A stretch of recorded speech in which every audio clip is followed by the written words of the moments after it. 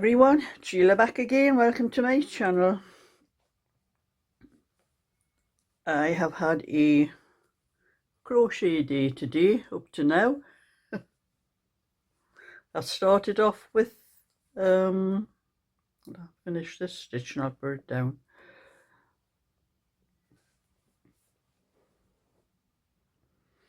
Started off with this blanket. I thought I hadn't done any for it for a while, so I wanted to get it done. It's getting quite long. I work it until when it covers my feet, and then it just comes past my knees, so I have to do a little bit. I don't know how much that is. I measure. So from where it is there to, and then up onto my lap, about another 10 inches and it'll be big enough. So I crocheted a 100-gram ball today, this morning. So that's how much I did of that. Did a little bit video as well, just to show where I was sitting crocheting it. So I'll put that on there. And then I did a tutorial to show how to do this. The multicolour flower coaster. That was just the colours I use. I've got enough. I'll probably do a few more of it. So that was a tutorial. That's up on my crochet channel, because I thought I need some things. I put the little bit knitting, the crochet I was doing on the blanket, I put that up on just to get, because I haven't put anything up on there for quite some time. Put that back over there. So I thought I need to get some things done and to get the subscribers on it and to get the watch hours on it. Just I haven't really had time to do anything, but I just thought today I'm going to have a crochet day today. I'm not going to do any knitting. I'm not in a hurry for any of the knitting. There's no orders or anything like that. They're just things I'm knitting for patterns. And so I thought to myself,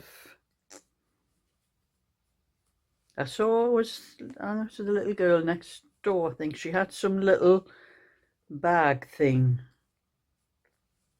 that I think her mother had bought, and it was like crocheted. It was like crocheted, but she had bought it for her, you know. And I thought that just reminded me, I used to do little bags for children. And I think this is not what this is. I'm nearly finished, actually, nearly up to the handle part. I can't remember. It's a while since I've done one. I can't remember what height I used to do them to. I did measure this one. I think I did them till they were measured about 7 inches. It's almost 7 inches, this one, so it's almost coming up to the handle part. But I thought, you know, I've got a lot of wool, like this is, well, I'll be using another ball in it. I've got 3 balls in there. I'm using 3 strands together. I've got a lot of this multicoloured wool that I didn't really know what to do with. I wasn't sure whether it was okay for to do you know, little kids sweaters and all that, but sometimes I think it may be a bit much, all the different colours that's in them. So I thought, oh, I'll do some little bags and that. And then I started remembering, people don't realise, but I made these bags about 50 years ago for my children. My oldest son is 56 this year. My middle son he'll be 54 this year. And my youngest son will be 51 this year. I think I've got the ages right. But when my 2 oldest ones, before I had my youngest son, there was only a year and about 9 months between them. And what one had, the other one had. You know, it's at kids at their age, you do. And I've got a bit of this. It's all getting tangled up here. I'll have to pull it off. It's coming to the end of a little bit, and I've put a new ball in there, and it's this little bit that was left's got tangled up. I'll just crochet until I come to that part and then I can sort it out. But it reminded me about these when I started doing this bag, that I made them for my two oldest boys when they were little. I think Mark would have been about 4 and Tony would have been not quite 2.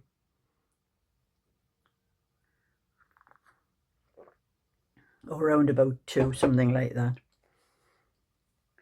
But I made them a bag each, exactly the same as what I'm doing here. Crocheted it. I just used bits of wool that I had left over from things I had been knitting, and so I couldn't afford to go out and buy a lot of wool in those days. You know, my husband was working, and my husband had asthma. He was ill quite a lot with asthma. Lost a lot of time off work, so you know, some days when he couldn't breathe and couldn't get into work, so we didn't have a lot of money. We lived from hand to mouth most weeks. So I couldn't afford to go out and just buy wool whenever I wanted like I can do now.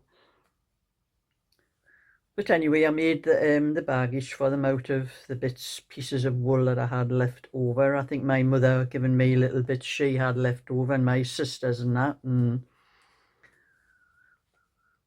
And you know, those kids, they thought that they went everywhere with them bags. They thought they were the bee's knees with these bags. If they went shopping, they had them because they wanted to carry a little bit of shopping each in their little bags. And when they were at home, they carried all their little toys, their little cars and their little soldiers and things. You went from one room to another. They were filling the bag and going into the room, and if they were going to another room, you know, they were doing the same. The bag went everywhere with them. And there was a little boy who lived down the street, a few doors down the street, was my oldest boy, Mark's friend. They called him Simon. Same age as Mark, about 4. And they always used to play together. We used to go between each other's houses, especially in the winter. Sometimes Simon would come up to our house and play with my kids, or I would take mine down to Simon's house. And that's the way we worked it in them days. It gave each other a break, actually. But Simon had an older sister. She was about 10 years older than him. Sometimes she used to come up and down, used to bring the kids up and down to save her mother. But anyway, when they went down to Simon's house, their bags went down with them, with all their little cars and their little soldiers and things in. And there was one day, I can't remember what Simon's sister was called. You know, it was a lot of years because I moved away a couple of years after and I never saw them again, and apart from an odd time. But there was one day when she brought them back and Tony's was just crying all the time, and I didn't know what was the matter with him. And so I was asking his sister, I said, what's he crying for? He says, something happened and that. And she says, I don't know. She says, he's been crying. He didn't want to leave the house. And he was crying, but she says, I had to drag him up here. So asking, I said, what's the matter? So I'm saying to Mark, what's the matter with Tony? What's he crying for? And Mark says, Simon's got Tony's bag. And I says, what's the matter? Never realised, I never noticed how he didn't have the bag when he came in the house.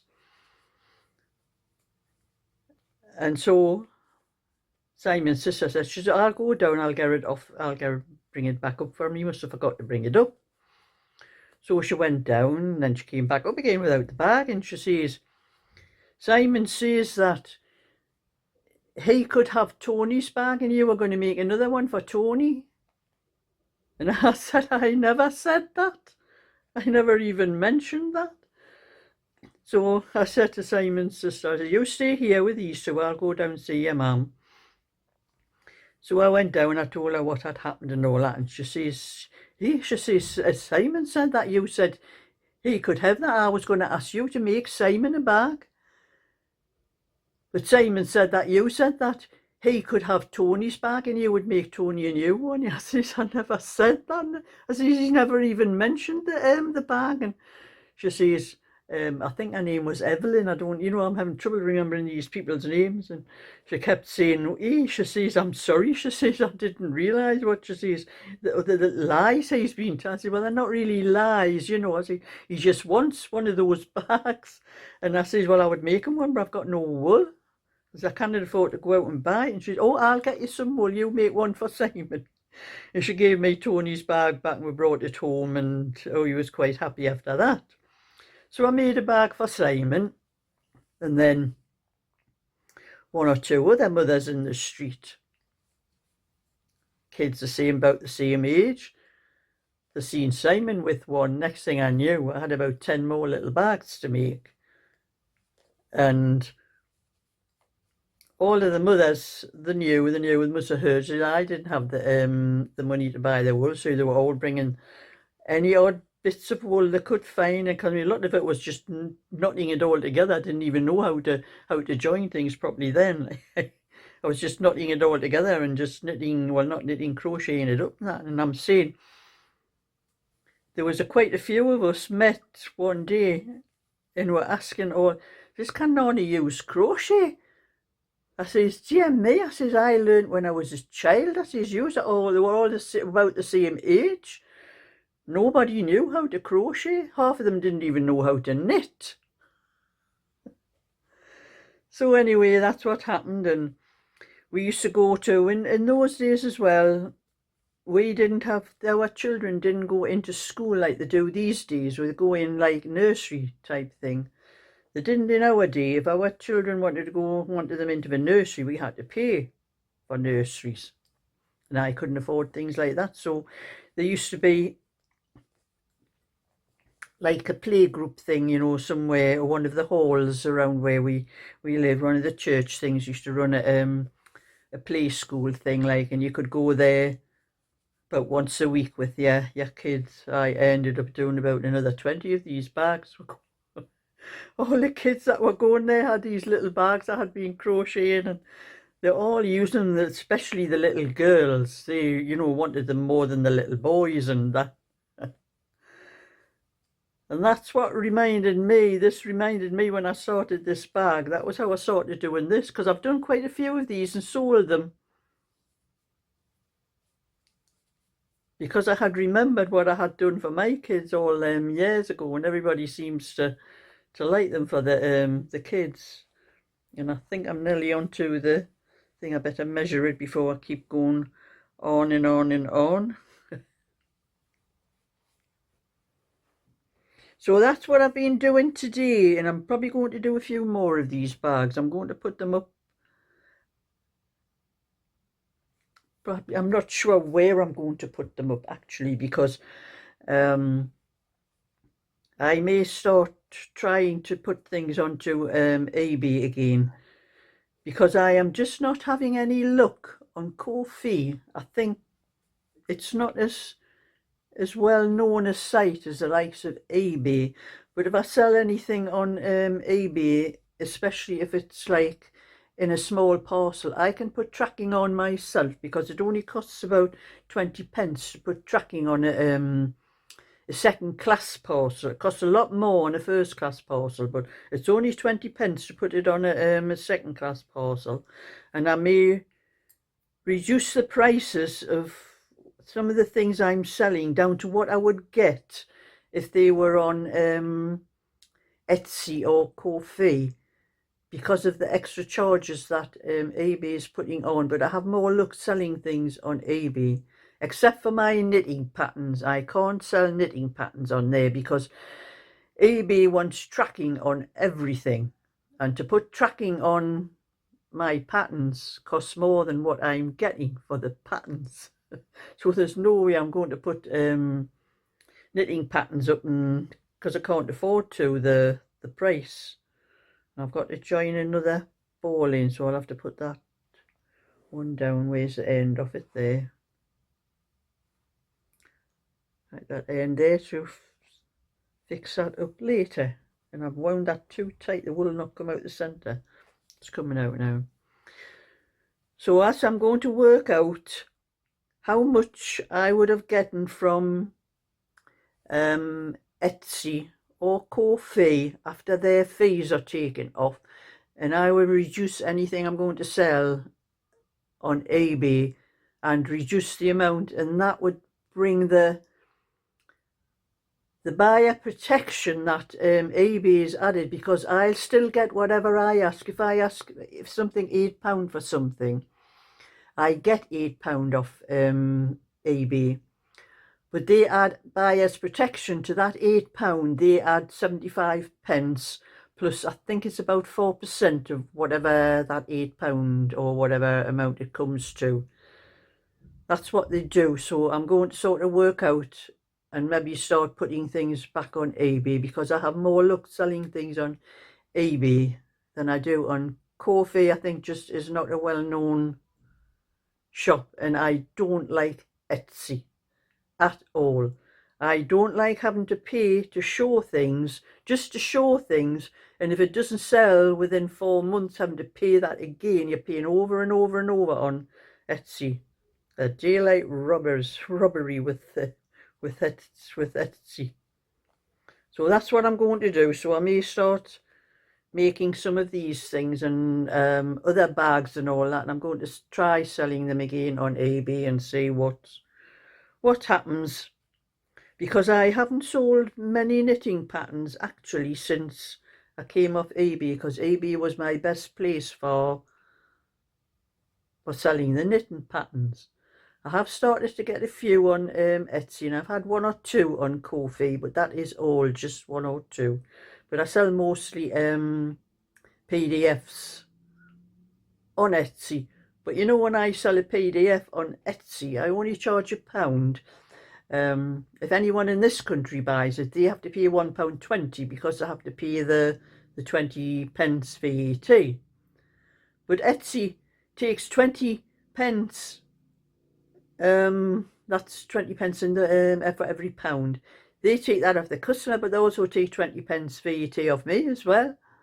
And I get about 50 pence. I think it works out about 52 pence that I get out of that pound for my PDFs. So Etsy, if there's anything they can add on to the price, they will. That's why I don't like them. That's why I call them robbers, because that's what they are. But anyway, eBay was always a lot better, and that's what I'm going to try and do. So anyway, that's just a little bit today with me moaning and groaning and telling you another little story about my kids when they were little and these bags. So there will probably be a few more of these, because I have quite a lot of this type of wool, all different colours like this. That looks nice when you know, kids love these sort of all different colours and things like that. So thumbs up and subscribe, and I'll catch you all another time. So bye for now.